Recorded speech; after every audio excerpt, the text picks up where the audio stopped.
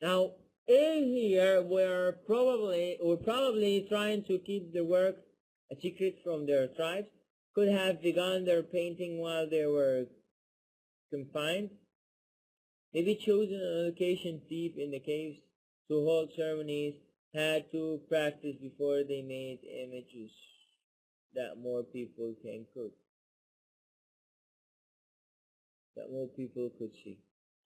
So let's see here why it was difficult to be found.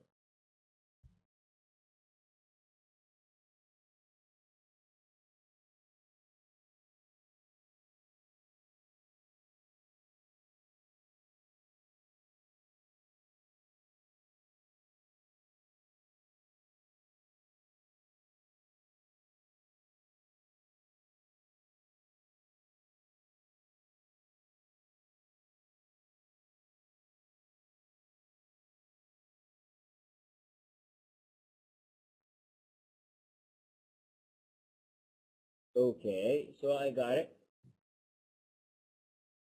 Did you get it? Yeah, 10 seconds.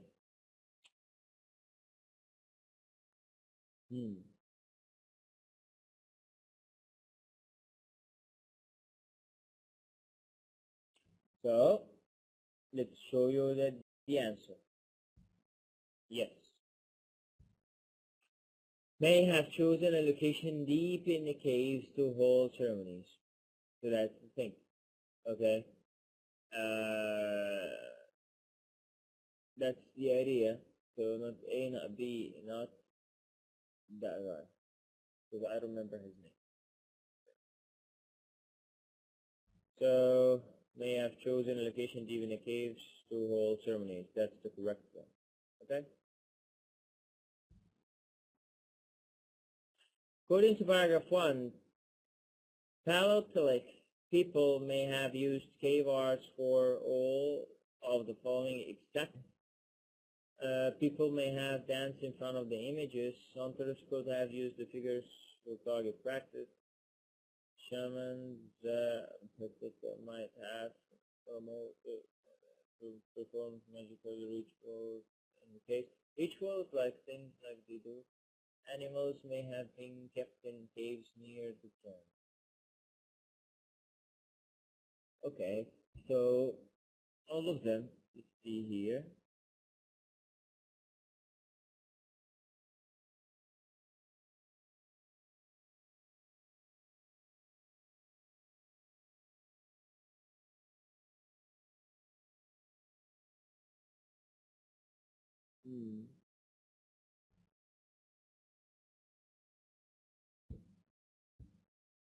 Yeah, he mentioned most of them except the animal part. He didn't say anything about animals should have been kept in the caves near the drawings. He didn't say anything about animals.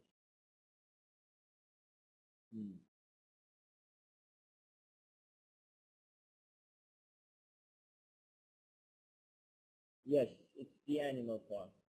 True. Very nice. Animal may have been kept in the caves near like drawings. The word access in the passage is closest in the meaning to admission, meaning site research.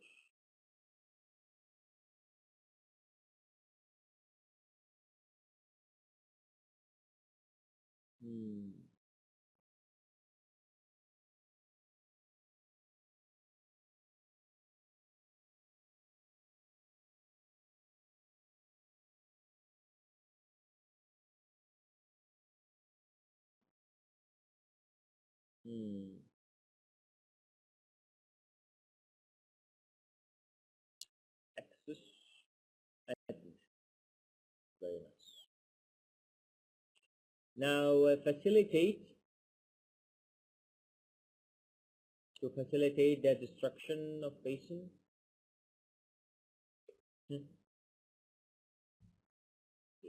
Very nice. Facilitate to make it easy or assist. So next. Now, the word those he was talking about. So let's read the sentence. central problem for both the hunter magical and food creation theoretical is that the animal that seem to have diet, stabs, whatever, are not those most frequent food traits. So, talking about what? Very nice. He's not talking about like the established. He's talking about the animals that he's speaking about. Go next. Now the word discredited. So in here, almost all of these theories have been discredited over time and are whatever. Not attentive, not believed, hopeful, not okay. Discredited theory. I should believe the theory, so not believe. That's the idea. So until I understand the word, I say. Which of the sentences below best expresses the information in the highlighted statement in the passage? The other choices change the meaning or leave out important information.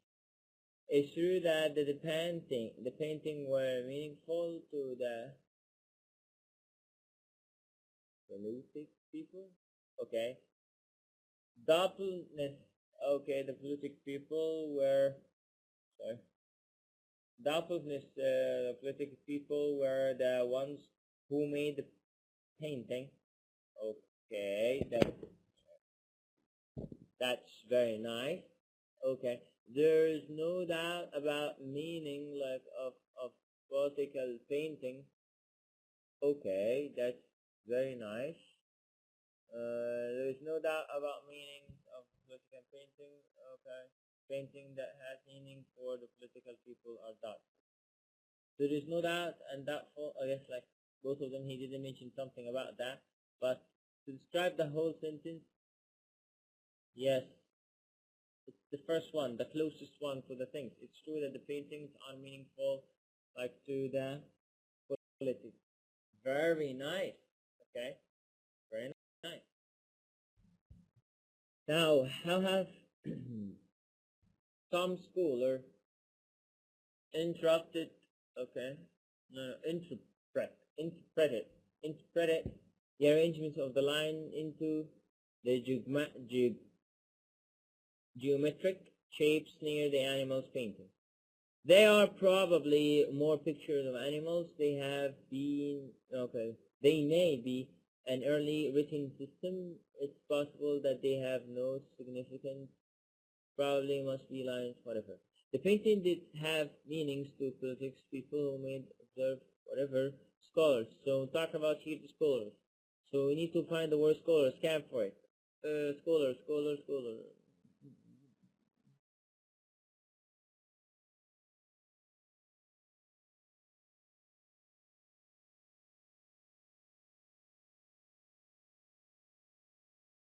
Okay. Ah, that's true. So they may be an early written system, yes.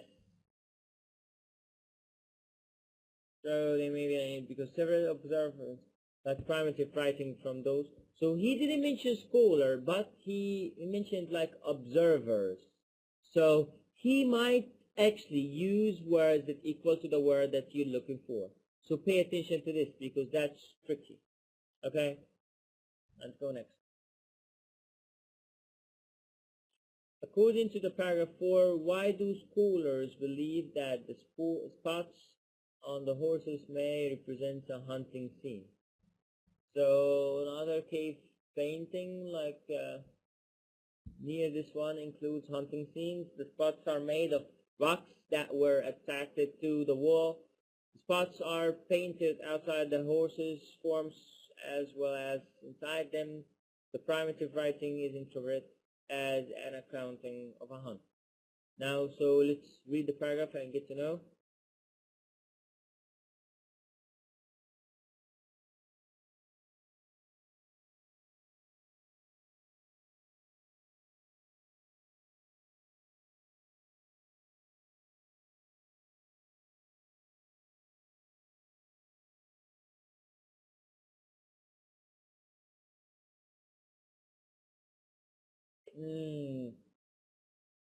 That's correct. So here, yes. So the spots are painted outside the horse's fur as well as inside them. That's true. Why, here we said some scholars have argued that the spots which appear both within and without the horse's outline are painted rocks thrown at animals. That's the line here from that reading. Find things. You see, like I focus on the things I scan for the word I want, or I scan for the information I want. So this is the idea. So that's somehow how to simulate things. Okay, let's go next. Okay, now let's give you 1 minute to solve that question.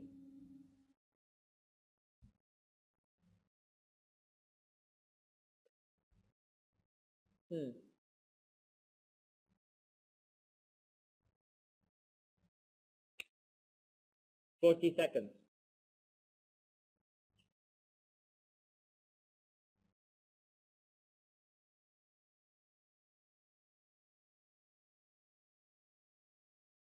$20 seconds.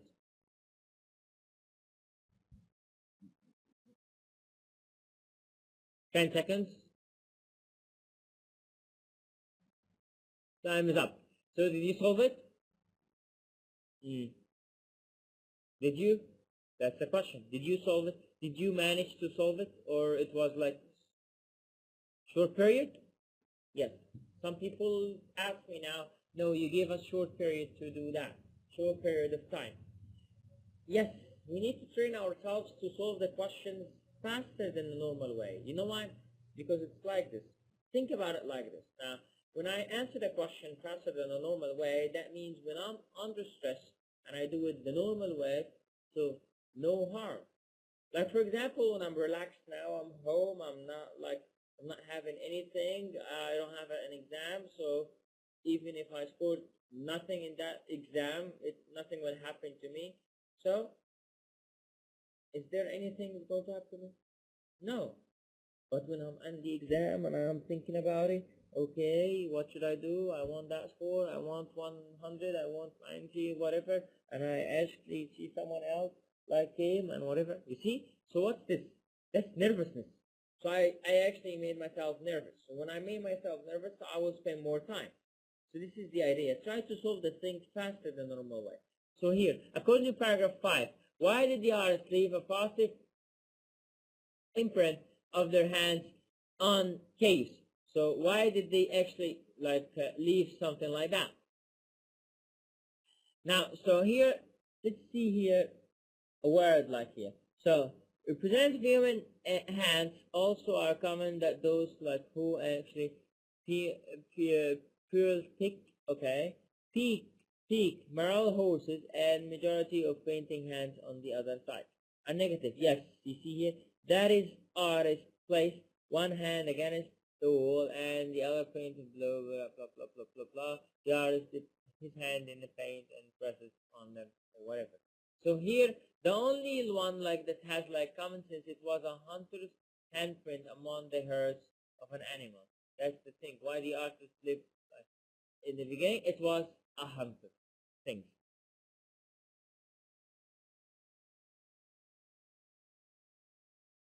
Okay? Excuse me for a second.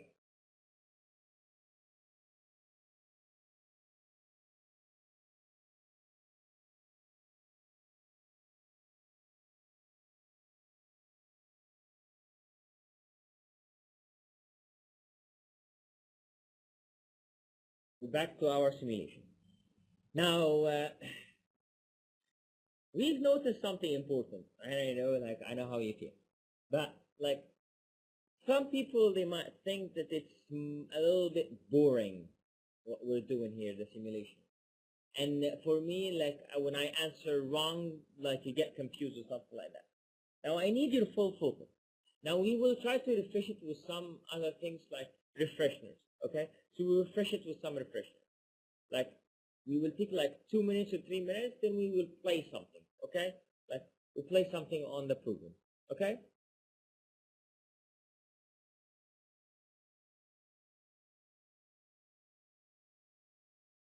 TOEFL, and I'm really excited to present this video because today we're going to talk about the reading section of the TOEFL. And the reason why it's important is because it's a tough section for a lot of students. And the way that I want to talk about it is to guide our students who are in our reading programs, specifically with Complete TOEFL Success, to help you understand how you want to study the program to really shoot up your score on this section, which can be a challenge. And in addition, help all the students out there who are looking to improve. So I want to talk about getting you into the right mindset, because a lot of students sometimes don't spend the right energy with strategy, and that's where I find a lot of them struggle, because they're not mastering it. And I think you would if you knew this information. So since the TOEFL came out, the test that I'm teaching you, 27 million students have walked through and taken the exam. In 2010, the average undergraduate student scored an 18 to a 19 out of 30 on the reading. The average graduate student applying to, of course, graduate school got a 21 out of 30. And you know that the TOEFL reading section has a maximum score of 30 points. Now, professionals, so individuals applying for pharmacy license and physical therapy licenses, averaged a score of 20 out of 30. So overall, all the students taking the exam for different subjects averaged about a 20 out of 30 on the reading. So if you want to stand out, and for those professionals who usually are required to score a 21 at least on the reading section, we need strategy, because our results show that students who study our strategy when they take the exam score 22 to 24 out of 30 once they've mastered, memorized, and consistently apply strategy to their actual exams. And of course, our students go up far more than this, but that depends also on improving your vocabulary and also on improving your reading comprehension, which comes from practice. But strategy alone is going to really push you up, and strategy is what helps you to get 30 out of 30. So let's go ahead and begin to learn what that strategy is. The first thing is that all of you listening right now,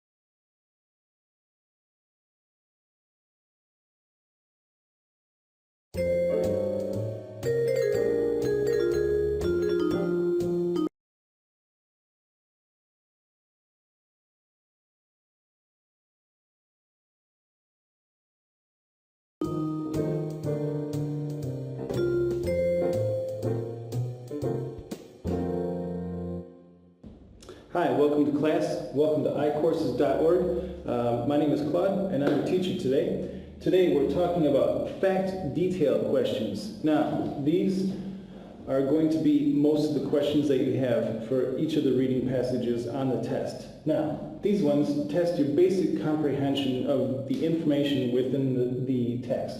They talk about direct facts and direct details. That's why these ones are really great for taking notes. Not only do you want to look for main keywords throughout the text,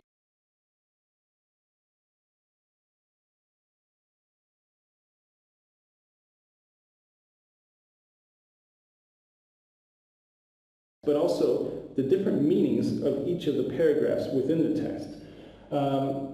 These questions usually deal with the who, what, where, when, and why, or how much, how many. So, basic details, facts, information, nouns and verbs, those essential keywords that you look for in any reading passage.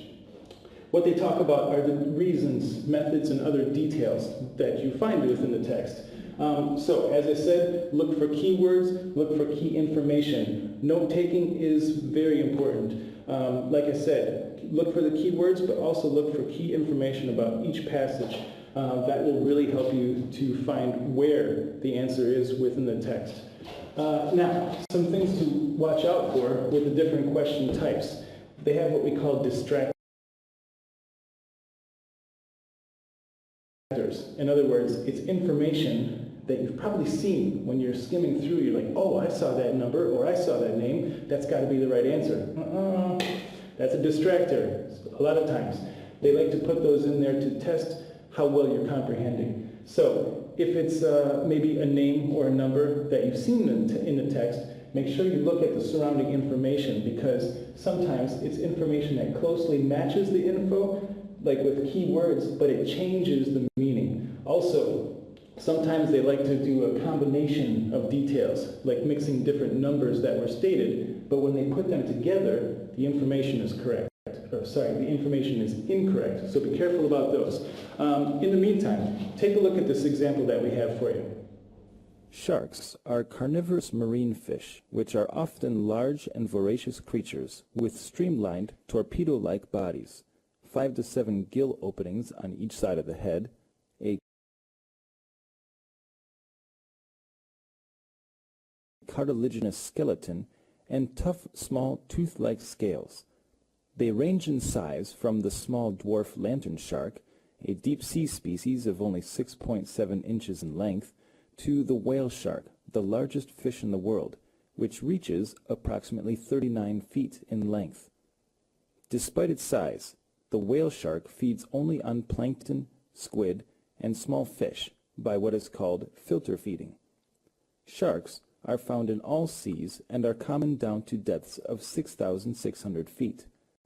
They generally do not live in fresh water, although there are a few known exceptions, such as the bull shark and the river shark, that can survive in both seawater and fresh water. They breathe through 5 to 7 gill slits. Now the question. According to paragraph 2, which of these statements about sharks is true? A. They can exist only in seas. B. They have streamlined bodies. C. They are all large carnivorous fish. D. They do not breathe through gill slits. Okay, so we'll start with A. They can exist only in seas. Now, the key word here is only.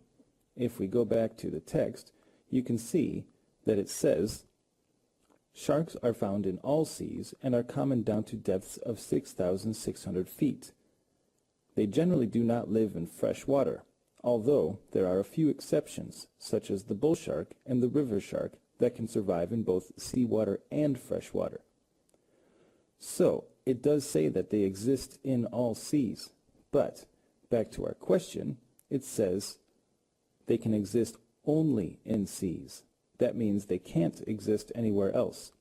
But, in the second part of the sentence, it says there are a few exceptions, such as the bull shark and the river shark, that can survive in both seawater and freshwater.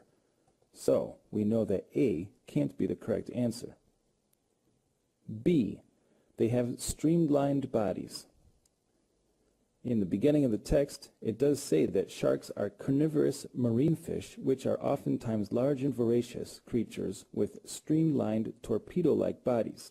So, the word streamlined does modify the word bodies. So, answer B, they have streamlined bodies. That's correct, but we still want to check out the other answers. C, they are all large carnivorous fish. Well, it does say in the beginning that they are carnivorous marine fish, and they also say that one of them is the largest fish in the world. But it says they range in size from the small dwarf lantern shark, a deep-sea species of only 6.7 inches in length, to the whale shark, the largest fish in the world. Well, 6.7 inches is not very large. So, even though they do have the largest fish in the world, they can also be small. So therefore, C is not correct. D, they do not breathe through gill slits. Now this one is an example of an answer which says exactly the opposite of something that it says in the text. Down at the bottom, it distinctly says they breathe through 5 to 7 gill slits. So we know that D is not the correct answer, C is not the correct one, A is not the correct one, so B is the correct answer. So even though we found the correct answer in letter B, it's still good to check the others, just in case.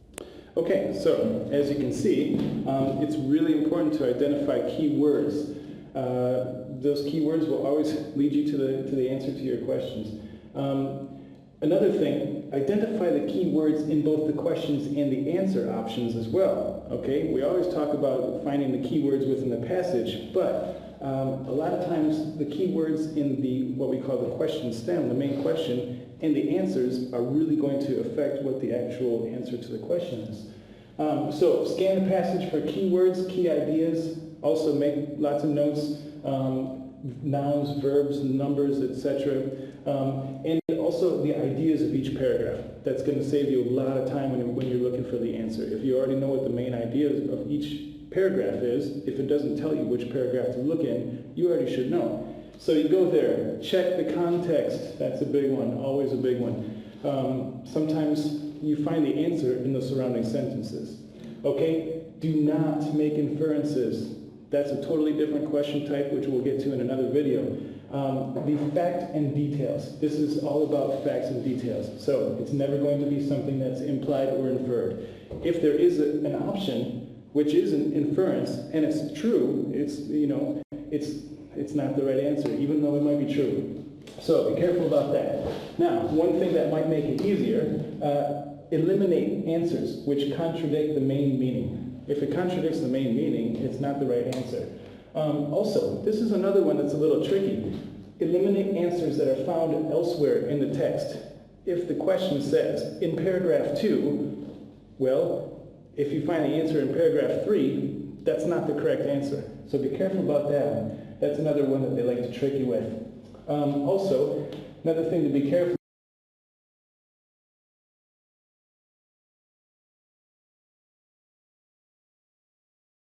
is do not choose an answer based on personal information. Sometimes you might get a passage that you already know a lot about, like sharks. Maybe you watch lots of documentaries on sharks and you already knew a lot about them. Well, if the information, which is the answer to the question, is not directly stated in the content or in the passage, that's not going to be the answer. Even if it might be true, it has to be directly stated in the passage. Also, careful about information from another passage. Since we have a lot of these fact and detail questions, sometimes they give you portions of the whole passage for different questions. If you're only looking for the answer within a specific part, like I said here, it's not going to be in a different part. And the last one,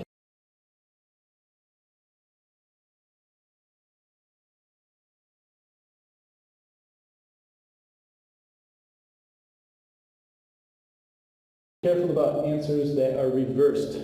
This is another one where they try to trick you. If the word not is in the main question stem, it's reversed. Now, one thing that's good is they almost always capitalize the whole word not. So if you see that in the question stem, be careful. That's another one you're going to have to flip the meaning. But at iCourses, we have lots of different information to help you out with all these different question types. Fact and detail questions, the one that has the most on all the tests, so we'll spend a lot of time with that. That's it for the fact and detail questions. Thanks for stopping by. Make sure to go to iCourses.org for plenty of information, course materials, tests, whatever you need to pass the TOEFL test. Thanks for stopping by. My name is Claude. Have a great day.